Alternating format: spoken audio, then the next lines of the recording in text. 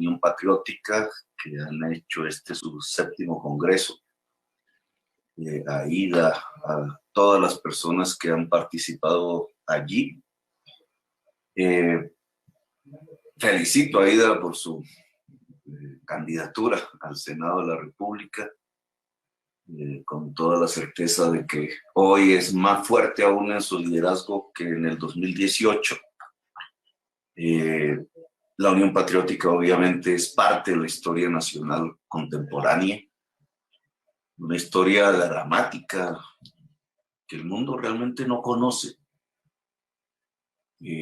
pero que está cruzada por una tragedia nacional, real, que han sentido ya varias generaciones, la de nuestros padres, abuelos.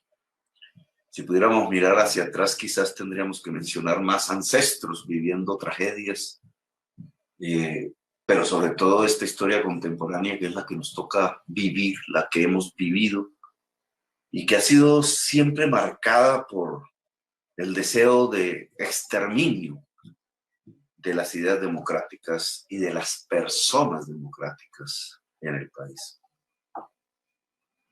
Yo he querido recoger unas ideas teóricas, políticas, no inventadas por mí, no inventadas realmente, sino fruto de toda una experiencia civilizatoria para tratar de dar algún tipo de claridad, de luz sobre las circunstancias que la sociedad colombiana hoy vive, y sobre todo no en el camino de la interpretación de lo que hay que interpretarlo, que hay que conocerlo, que hay que analizarlo, las fuentes últimas económicas que determinan el genocidio, sino además para abrir los caminos hacia adelante, para abrirle caminos a la nación colombiana, a la sociedad, no solamente a nuestras generaciones, sino a esta juventud y esta niñez que hoy nos acompañan y que bien merecen tener un país distinto al que hemos vivido nosotros. Quizás 2 conceptos hoy son claves, uno de origen liberal, demoliberal dirían con más exactitud, europeo de tipo cosmopolita, la base de la construcción de las naciones modernas, que es el llamado contrato social. Casi todos los que aún tienen bibliotecas por ahí tienen algún librito que se llama así, el contrato social de Rousseau, que al leerlo a nosotros nos lo hacían leer en el bachillerato. Muy pequeño él, una cartilla, pues eran las ideas revolucionarias del siglo XVIII, que cambiaron el mundo y que lo configuraron en una perspectiva en donde la palabra democracia pudo volver a tener una vigencia, una realidad olvidada ya en el mundo griego, de donde proviene la tesis de un gobierno del pueblo, pues volvió a resurgir en este tipo de ideas. Y en ese contrato social lo que se nos plantea básicamente es que un gobierno del pueblo, no un gobierno del rey, no un gobierno de los ajenos a la sociedad, sino que un gobierno nacido de las raíces mismas de la historia de una cultura, pues es básicamente un pacto, un contrato. Y no un contrato como hoy nos lo imaginamos, donde un señor firma y otro señor firma, sino donde millones firman, donde toda una sociedad firma las cláusulas que le permiten convivir en paz. Si quisiéramos examinar qué cláusulas tendría el gran contrato de la convivencia en Colombia, pues tendríamos que ahondarnos en puntos concretos pero fundamentales que implicarían en la actual sociedad colombiana reformas. Alguien diría revoluciones. Pongámosle la palabra reformas. Que la salud, ¿cómo se puede convivir en paz si el sistema de salud no garantiza la vida cuando se puede garantizar? Cuando el sistema de salud nos conduce hacia un negocio en donde el que tiene plata de pronto sobrevive y el que no muere, como nos lo están demostrando las tristes estadísticas de la pandemia que estamos viviendo. Al principio se burlaban cuando yo afirmaba que eran los pobres los que morían, pero esa es la realidad estadística en la sociedad colombiana. O tener que mirar hacia un aspecto como la educación.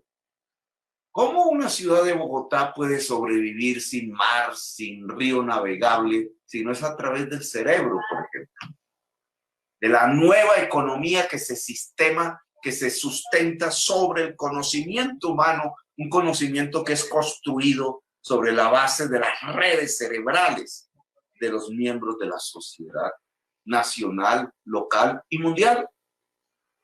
¿Cómo pensar en esa juventud colombiana para que tenga alguna posibilidad de existencia, de vida, de poder vivir con calidad, si la educación no es para la juventud? Si se le cierran las puertas de la universidad, si de una manera absolutamente dañina, criminal, las élites de este gobierno han hecho, de este gobierno y de los pasados han hecho renunciar a la sociedad colombiana al saber. Y claro, podríamos hablar de otros y otros innumerables temas que serían parte de una cláusula, de un contrato muy especial, un contrato firmado por decenas de millones por toda la sociedad colombiana, el contrato de la convivencia social. Claro que tendríamos que mirar el cambio climático, la posibilidad de morir como humanidad, la posibilidad de que la vida se vuelva a extinguir en el planeta Tierra simplemente porque un sistema económico depredador está avasallando la naturaleza de tal manera que rompe las bases mismas de la existencia, no solamente de la vida ajena a nosotros como seres humanos, sino de la vida propia como humanidad. Claro que una cláusula de convivencia tendría que tocar esos temas, temas fundamentales, temas que han llevado a la humanidad a una profunda reflexión. Hoy, el nuevo camino de la democracia en el siglo XXI, en los albores de una posible extinción de la especie humana. Ese contrato, esa idea de Rousseau, liberal, la nación es un contrato social, por tanto tiene cláusulas y su fin único es poder convivir. Y poder convivir se llama paz. El contrato social es la paz. La paz se hace por la sociedad toda, cuando logra esas cláusulas de convivencia volverlas realidad. De cierta forma, la agenda política, las propuestas hacia la sociedad que emanan de nuestros movimientos tienen que ver con una discusión sobre las cláusulas de convivencia de la sociedad colombiana. Por eso irrita un poco y hay que aguantarse la irritación, porque estos son momentos de esperanza.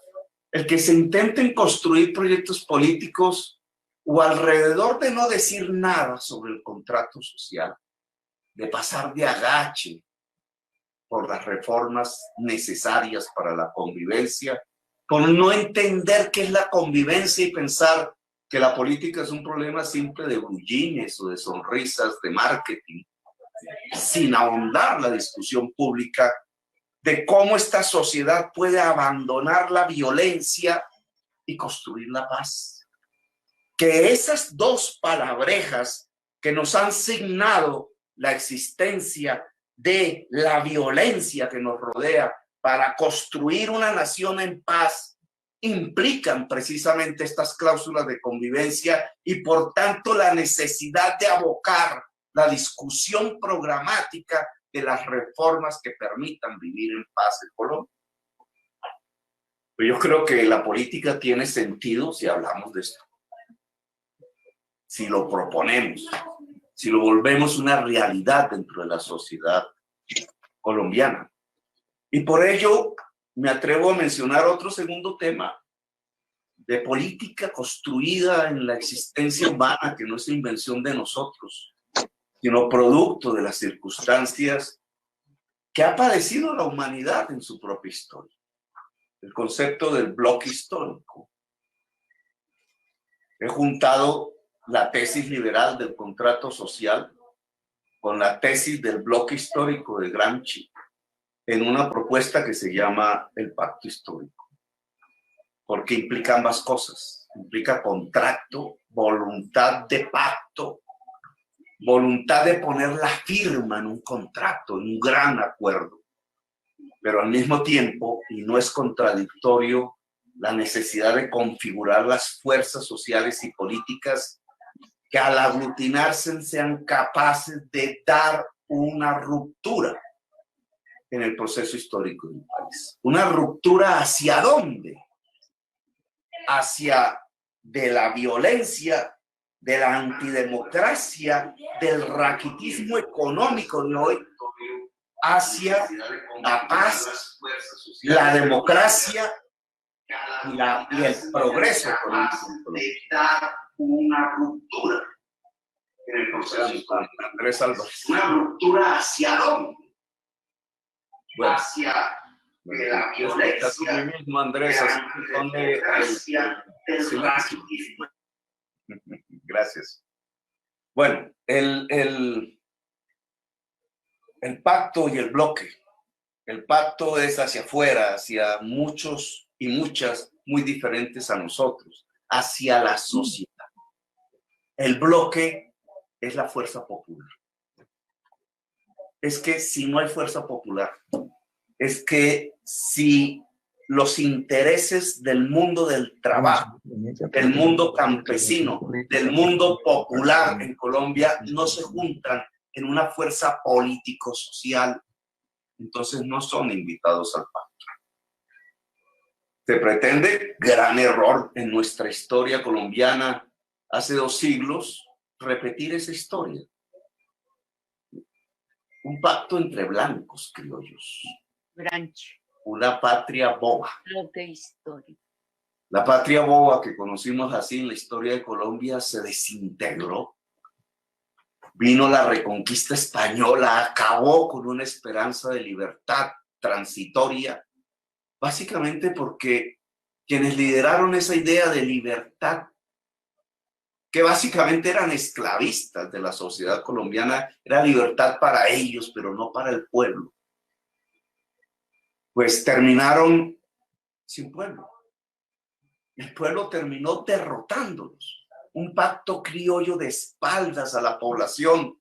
La pobla se quejaba de la indolencia del pueblo cuando iban a fusilarla, porque no había un entendimiento de lo que sucedía en eso que se llamaba el pueblo y que con tanta discriminación han venido llamando como los indios, como la chusma, como los sin camisas, como los pies descalzos, como las mayorías de Colombia, como los negros, dicen. Ese negro que viene aquí a decirnos, ese indio que viene aquí a decirnos. Pues Bolívar fue precisamente el que convocó a esos negros y a esos indios y a esas sin zapatos y a esos de alpargata, los alpargatudos le decían. Y con eso fue que pudo construirse la libertad real. Quizás para que después fuese traicionada, pero esa idea es fundamental. No podemos hoy pensar simplemente en un pacto blanco, insípido, criollo, porque nos puede conducir a una nueva patria boba. Simplemente reemplazar lo que hoy llamamos Uribe por un uribismo sin Uribe. Confundirnos precisamente por leer libros y partes de la historia en que un frente antifascista no tiene que ser necesariamente un frente antineoliberal. Y creo que aquí hay una enorme equivocación. Yo no voy a bautizar el uribismo que hoy gobierna Colombia como un movimiento fascista porque tiene su propia diversidad. Todavía ahí hay un conservatismo republicano. Algo que lideró con mucha fuerza y con mucho ingenio e inteligencia y con limpias al menos, Álvaro Gómez Hurtado, y que por alguna de esas decisiones y fluidos políticos se trastocó, influyó hacia alguien que no tiene las mismas manos limpias de Álvaro Gómez Hurtado, Álvaro Uribe Vélez. En cierta forma, quienes asesinaron a Álvaro Gómez Hurtado tienen mucho que ver con el sistema de ideas que prohija el actual uribismo. Sin embargo, han absorbido ese conservatismo republicano que tenía una vertiente de alguna manera moral y democrática. Han absorbido relaciones clientelares, clientelismos políticos. Hay liberales que se visten con ese ropaje uribista simplemente porque les dan un puesto.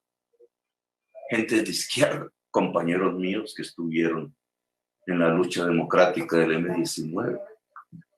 Pero allí hay un núcleo duro, fundamental, fascista, la extrema derecha. Alguien leía en un trino esta mañana: quien quiera saber qué es la extrema derecha va a encontrar un sistema de ideas que lleva a la muerte del contemporáneo. Es matar la diferencia. Y se ha expresado a lo largo de los últimos años y en las últimas décadas. La alianza con el paramilitarismo no era más que para matar la diferencia. La historia de la Unión Patriótica que aquí nos convoca no es más sino el reflejo de esa muerte de la diferencia. Una extrema derecha que hoy, con muchos aliados que no coinciden con esa tesis, pues sigue pensando en la muerte de la diferencia, en la muerte de la juventud, en el acorralamiento de las etnias, en la destrucción de la rebeldía, en la destrucción de las ganas de cambio del pueblo colombiano. Pues bien, eso solo se puede enfrentar, obviamente, nos dice la experiencia mundial, con un frente antifascista. Es decir, con un pacto, es decir, con un bloque. Pero hoy, a diferencia del año 33, del año 40, del año 45, ¿cómo se derrota un fascismo? En ese sistema de ideas que hoy podríamos llamar fascismo, no está impregnado en el mundo contemporáneo de algo que también llamamos neoliberalismo y que no es más que extender el mercado a toda la existencia humana. Un mercado propio para hacer libros, quizás, para hacer gaseosas y panes y camisas y sacos, para hacer utensilios, esferos, celulares. De pronto se extiende hasta el corazón. De pronto se extiende hasta la vida, de pronto se extiende hasta la naturaleza, de pronto se extiende hasta los sentimientos, de pronto se extiende y coopta los derechos, y eso es lo que se llama neoliberalismo. El neoliberalismo es volver cada rincón recóndito del ser humano y su existencia un mercado, y por tanto un espacio de ganancias, un espacio de explotación. No se puede ser antifascista hoy sin ser antineoliberal. Y por eso divorciar esos dos conceptos me parece lleva a un tremendo error político. Cuando vamos hacia las cláusulas del pacto de convivencia, necesariamente tenemos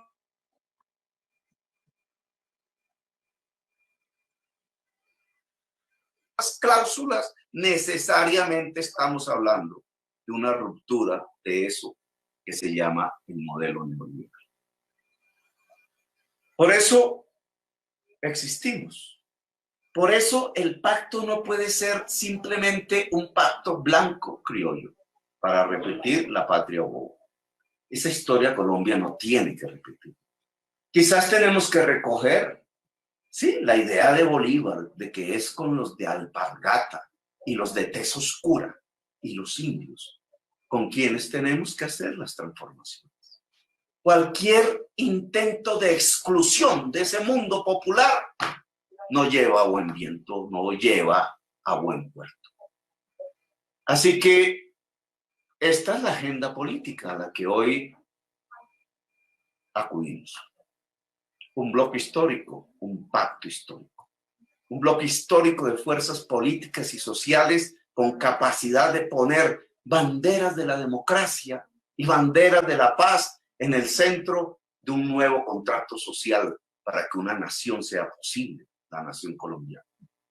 Un acuerdo con toda la diversidad nacional y sin exclusiones.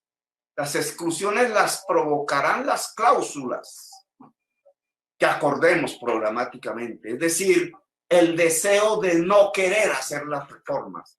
Ese será el único motivo de exclusión, no de antemano, sino en el proceso mismo. No vamos a decir no entra tal y no entra tal y no entra tal fuerza política, no. La convocatoria es para el conjunto de la sociedad colombiana, pero es una convocatoria para algo, para transformar a Colombia, para sacarla de la violencia, el raquitismo económico y la antidemocracia hacia la paz, la democracia y el progreso. Hoy en un país en ruinas, hoy en un país donde la vida prácticamente ha quedado cuestionada. Esa es la apuesta. ¿Será mayoría? ¿Podremos construir ese pacto? Ese es el reto de la política.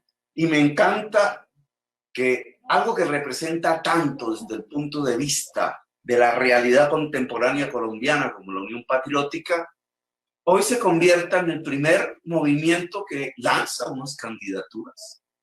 La candidatura de Aida y la precandidatura mía. Porque la mía no es más que pre. Porque depende del pueblo. Al final es el pueblo el que decide si vamos o no vamos. Y yo estoy subordinado a esa decisión popular. Que sea el pueblo el que vaya a decidir cómo es esa lista para tomarse el Congreso de Colombia desde las fuerzas populares. En las urnas. Que el orden de esa lista, que la cantidad de candidatos, que los nombres de los candidatos y las candidatas los asigne el pueblo colombiano con una misión clara y una visión clara de qué es lo que nos proponemos. Nos proponemos que la clase política tradicional de Colombia, untada de corrupción, untada de violencia, deje de hacer las leyes de este país. Porque si no, no tendremos convivencia. Nos proponemos que la gente más genuina representante de la sociedad colombiana sea la que haga las leyes de Colombia. Y eso implica tener las mayorías del Congreso. Eso implica que las primeras elecciones que vienen sean unas elecciones que marquen y que den el primer campanazo del cambio social y político de Colombia. No es que votamos por el politiquero hoy y por el presidente que va a cambiar el país mañana, porque el politiquero de hoy mata al presidente que va a cambiar el país mañana. No podemos caer en ese infinito. Se trata, y ese es el primer objetivo, de cambiar el Congreso de la República de Colombia por las gentes, hombres y mujeres que son capaces de hacer que esas cláusulas del pacto social se vuelvan. ¿Eso de qué pasa? ¿Por qué lo diseñamos así? Porque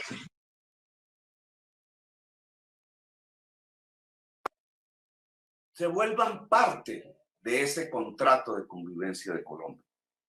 Por eso, a mí me encantaría que sea la misma sociedad colombiana la que a través de unas elecciones primarias el año entrante haga las listas. Que con toda seguridad Aida Bella tendrá el puesto destacado que se merece como el resumen acumulado de la historia de la Unión Patriótica, como lo que es ella en sí misma, una líder como mujer. Porque esa lista tiene que estar llena de mujeres. Porque el cambio del Congreso de la República no solamente significa cambiar una clase política untada de corrupción y violencia, sino que además son la mayoría hombres. Y por tanto, si queremos una clase, o más bien una representación parlamentaria del pueblo, esa representación del pueblo ojalá sea de mayoría mujeres.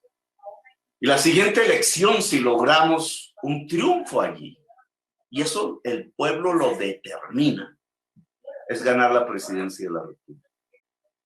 A través, indudablemente, de un episodio de consulta popular en el que nadie debe ser excluido si se ha hecho el gran acuerdo nacional. Y el pueblo determina quién es ese candidato presidencial. Agradezco que la Unión Patriótica me postule como precandidato. Pues ahí estaremos. Y debe ser la ciudadanía la que diga si Petro sigue o no sigue. Al final nosotros dependemos de esa decisión de la gente. Si la decisión es no seguir, apoyamos a quien decida que sea. Siempre y cuando sea ese acuerdo democrático el que termine siendo gobierno en Colombia. Un gobierno para la paz, para la vida. Un gobierno para la democracia. Y si la sociedad colombiana decide que esa enorme responsabilidad para cambiar la historia de Colombia sea de esta persona que les habla, pues asumiremos al máximo esa responsabilidad, no importa lo que nos suceda, porque esa responsabilidad es la responsabilidad de la historia de Colombia. En cualquiera de las dos circunstancias, es la sociedad de Colombia la que interviene. Yo creo que podemos salir de estos momentos oscuros. Yo creo que este intento de concentración del poder en manos de Duque, de construcción dictatorial, como cuando joven vivía bajo el estado de sitio y el Frente Nacional, una circunstancia similar, es simplemente el reflejo de una enorme debilidad del proyecto político que dirige el país. Yo creo que los tiempos son de la esperanza.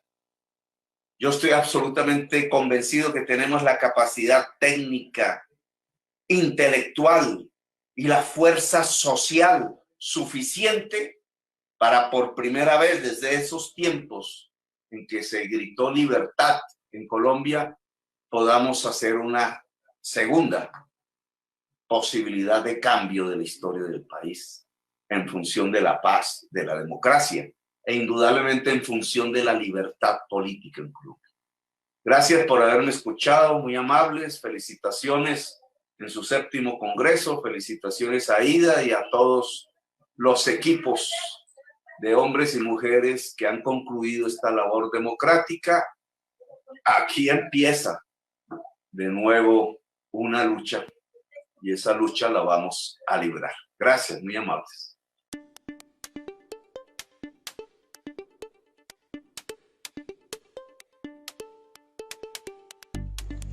Amigos de Pluralidad Z, gracias por hacer parte de nuestra comunidad. Si te gustó este video, compártelo y no olvides seguirnos en nuestras redes sociales. Pluralidad Z está contigo.